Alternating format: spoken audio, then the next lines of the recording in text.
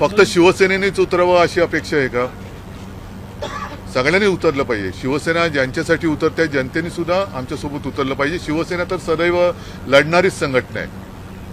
शिवसेना ही सदैव जनतेच्या हक्कासाठी आणि त्यांच्या व्यथांसाठी, ज्यांच्यापासून व्यथा निर्माण होत आहेत त्यांच्या विरुद्ध लढण्यासाठी शिवसेना नेहमीच तत्पर आहेच.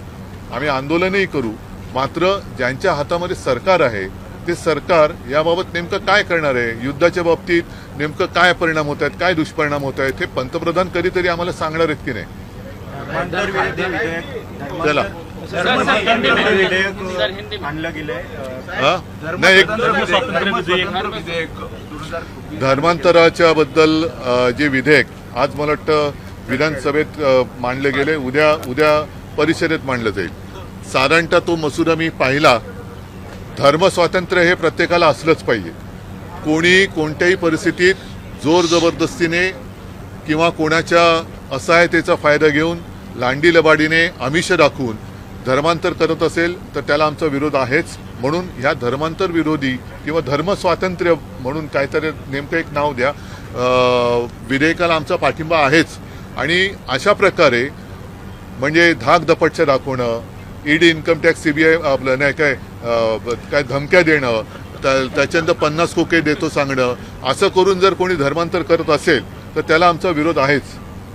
मात्र तो संपूर्ण ते मी बिल त्याची चालत असताना काही प्रश्नांची उत्तरही मिळणं गरजेचं आहे ती जनतेसाठी.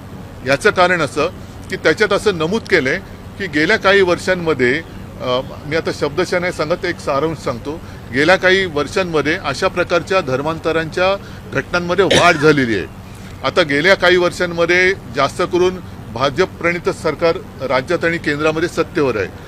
असं हे सरकार असताना सुद्धा बळजबरीने किंवा फसवून धर्मांतराच्या संख्येत वाढ झाली असेल तर ते अपयश कोणाचं आहे ह्या प्रश्नाचं एक उत्तर मिळालं पाहिजे. आणि नेमकं कोणत्या समाजात, कोणत्या विभागात, कोणत्या प्रकारे धर्मांतर असं होत असेल त्याची माहिती दिली तर आम्हाला सुद्धा सावध राहता येईल. आमचे सुद्धा कार्यकर्ते तिकडे तत्पर राहतील की कोणी कोणावरती जोर जबरदस्तीने किंवा आमिष दाखवून, फसवणूक करून, असहायतेचा फायदा घेऊन धर्मांतर करत असेल तर त्याला आम्ही सुद्धा विरोध नक्की करू. तर ही सगळी माहिती आणि काही 2-4 आणखीन प्रश्न असतील ते प्रश्न हे सरकारी भाषेत पटलावरती ठेवावेत अशी आमची मागणी आहे. कारण आम्ही या बिलाला पाठिंबा देतो. CEN न्यूज, देश प्रदेश की ताजा तरीन खबरों के लिए CEN न्यूज को सब्सक्राइब करें और रहें पल पल की खबर से हर पल बाखबर.